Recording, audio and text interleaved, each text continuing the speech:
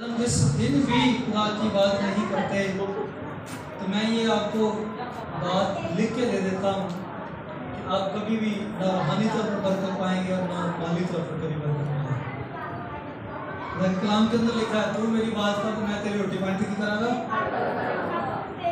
जो उसकी बात नहीं करनी तो बरकत कितनी होनी ऐसे ही यहाँ।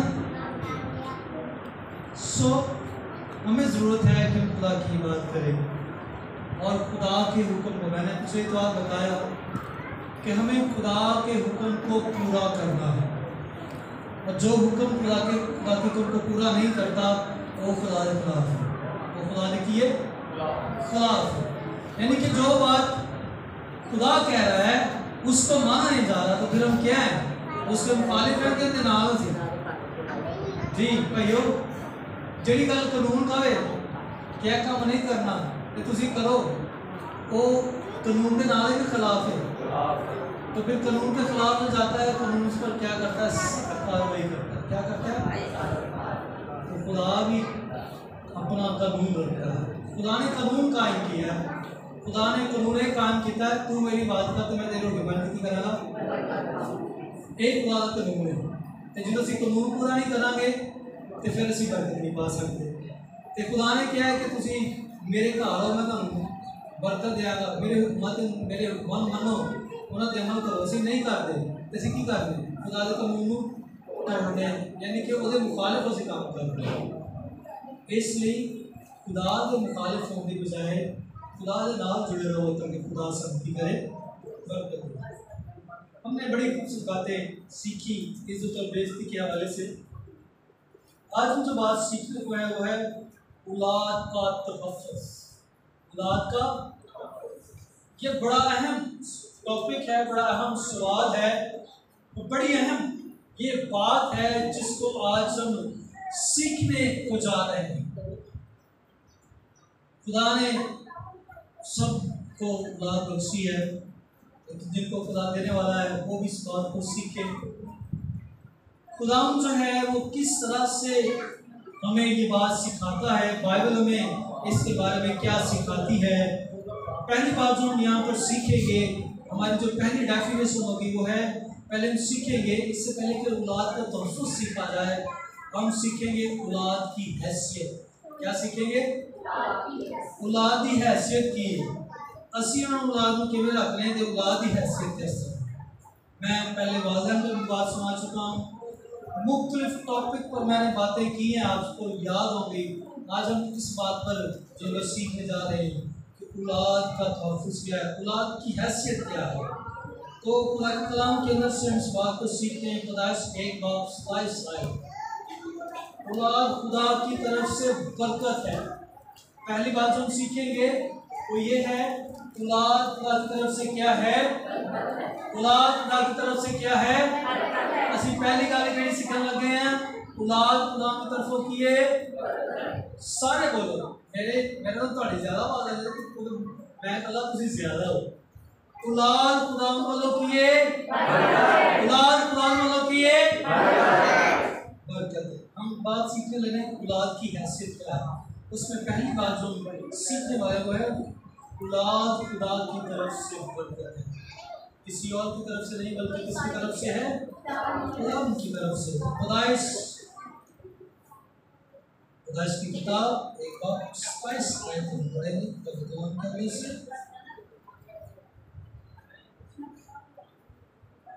लिखा, खुदा ने इंसान को अपनी सूरत पर पैदा किया, खुदा की सूरत पर उसको पैदा किया, नर और नारी उनको पैदा किया और खुदा ने उनको बरकत दी, कहा कि फलो और बढ़ो और ज़मीन को मामूल महफूज करो और समुद्र की मछलियों और हवा के परिंदों और कुल जानवरों पर जो ज़मीन पर चलते हैं इख्तियार रखो। खुदा का कलाम जो है हमें ये बयान करता है, औलाद जो है वो खुदा की तरफ से बरकत है और ये बरकत खुदा ने आदम और हवा को दी। ये बरकत खुदा ने किसको दी? आदम और हवा को ये बरकत दी और खुदा ने कहा बढ़ो फूलो और जमीन को मामूरो माकरूम करो। क्या करो? बढ़ो फूलो और जमीन को क्या करो?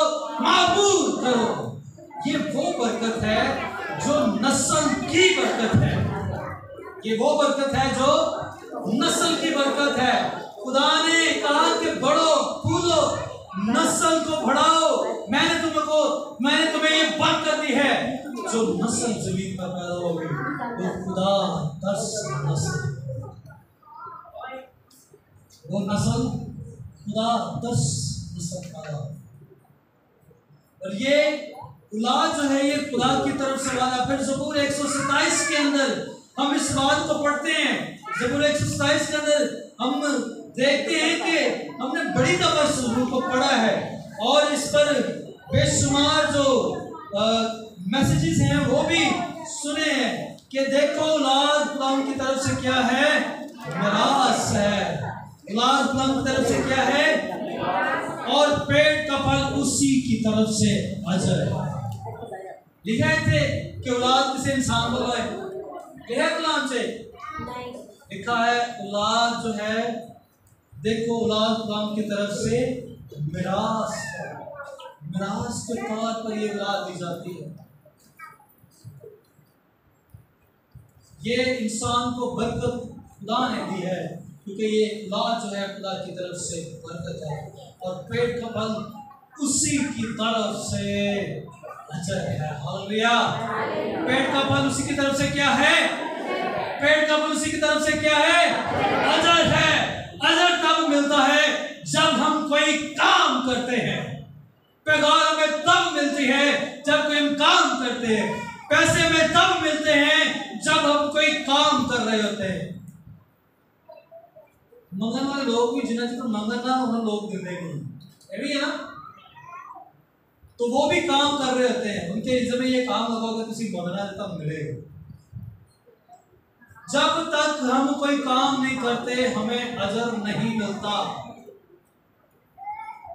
तो खुदा जो है वो पेट का फल जो है वो फरमाता है कि खुदा की तरफ से अजर है। तो जब खुदा की इबादत हम करते हैं तो फिर खुदा हमें ये बरकत देता है। ज़बूर 128 के अंदर लिखा हुआ है कि बरकतें उनको मिलती हैं जो खुदा से डरते और उसकी इबादत करते हैं। ये बरकत उनको मिलती है जो खुदा से डरते और उसकी क्या करते हैं? इबादत करते हैं। फौरन नहीं पावे।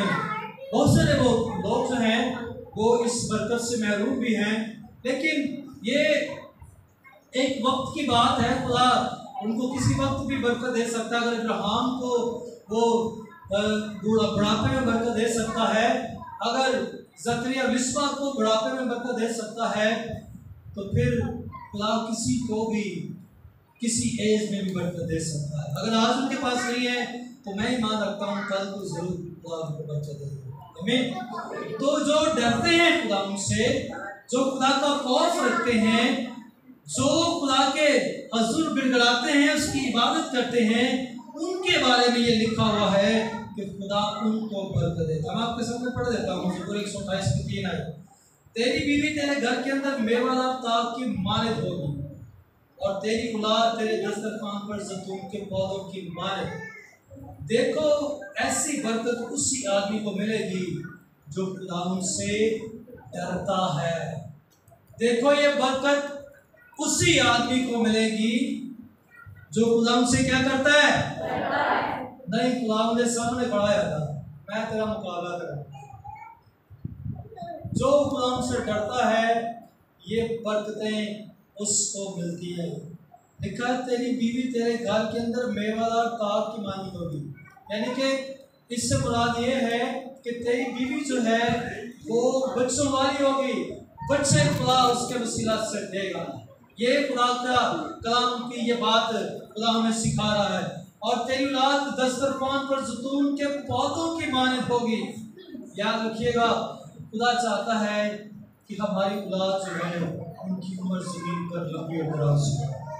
ज़ैतून का पौधा की खासियत मैं अक्सर दसना वा कि ज़ैतून का पौधा जो एक सख्त जमीन च रेतली जमीन च होता है, वो बड़ी सख्त किस्म की जमीन रेत होती है, यानी कि गर्म होती है ਇੰਨੀ ਤਪਸ਼ ਵਾਲੀ ਹੁੰਦੀ ਹੈ और ਉਹਦੇ ਵਿੱਚ से जैतून का पौधा खड़ा रहता है और फिर इसकी जो उम्र है वो काफ़ी लंबी होती है। इस जैतून के पौधे की जो उम्र है वो काफ़ी लंबी होती है। ये जैतून का पौधा जो है, जैतून का तेल जो है, ये बहुत सारी फ़ायदे जो है वो इंसान की ज़िंदगी में पेश करता है। तो खुदा जो है वो हमें सिखाता है कि तेरी औलाद तेरे दस्तरखान पर जैतून के पौधों की मानद होगी। खुदा ऐसा चाहता है। औलाद के अंदर बिगाड़ ये आगे बात को सीखेंगे और देखो ऐसी बरकत उसी आदमी को मिलेगी जो खुदा से डरता है। जो लोग खुदा से डरते हैं ये बरकत उन्हीं को मिलती है। कौन बताता है कि औलाद खुदा की तरफ से मिलने वाली बरकत है। औलाद हादसा नहीं है, याद रखिएगा। औलाद हादसा नहीं है, औलाद बोझ भी नहीं है।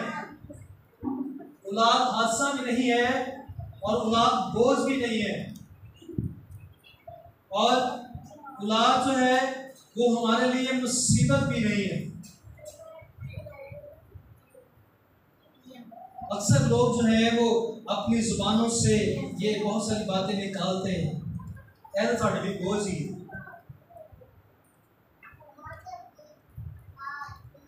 ये ना होता तो अच्छा था, ये ना होती तो अच्छा था।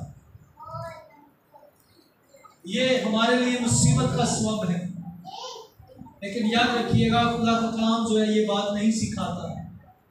औलाद हादसा नहीं है, औलाद मुसीबत नहीं है, औलाद बोझ नहीं है। औलाद जैसी भी है खुदा की तरफ से होता है।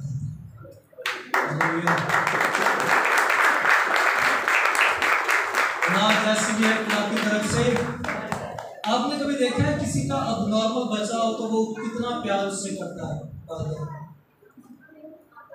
ये औलाद जैसी भी हो, ये खुदा की तरफ से बरकत है और इसको ना बोझ समझे, ना मुसीबत समझे और ना ही हादसा समझे।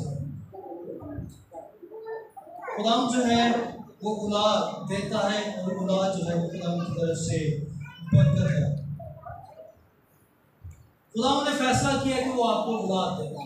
खुदा ने फैसला किया कि वो हम सबको औलाद दे। खुदा ने फैसला किया कि वो आपको कैसी औलाद अता करे। ये खुदा के फैसले हैं। तो खुदा किस तरह की औलाद जो है, किस तरह की नस्ल जो है वो आपको है। याद रखिएगा औलाद मैंने पहले भी कहा जैसी भी हो वो खुदा की तरफ से क्या है? बरकत है। वो खुदा की तरफ से क्या है? खुदा की तरफ से क्या है? खुदा की तरफ से क्या है? बहुत बड़े बड़े नबियों के पास ये बरकतें नहीं थी।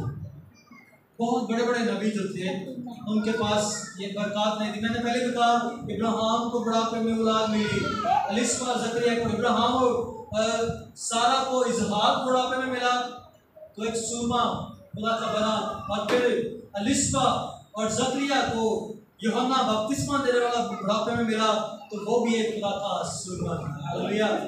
तो बहुत बड़े बड़े नबियों ने जिनका बाइबल के अंदर जिक्र है वो उनको भी ये बरकत नहीं खुदा ने दी थी, लेकिन वो फिर भी खुदा मुझसे दूर नहीं थे, खुदा के साथ ही चलते रहे। मगर मुझे और आपको खुदा ने आज औलाद जैसी बरकत दी। हालेलुया। तो फिर वो नबी जिनके पास औलाद नहीं थी वो खुदा को नहीं छोड़ रहे थे, तो जब खुदा ने हमें बरकत दी है तो फिर असी क्यों खुदा को छाड़ते हुए? फिर सब खुदा के नाल रहना चाहिए कि नहीं रहना चाहिए? रहना चाहिए ना।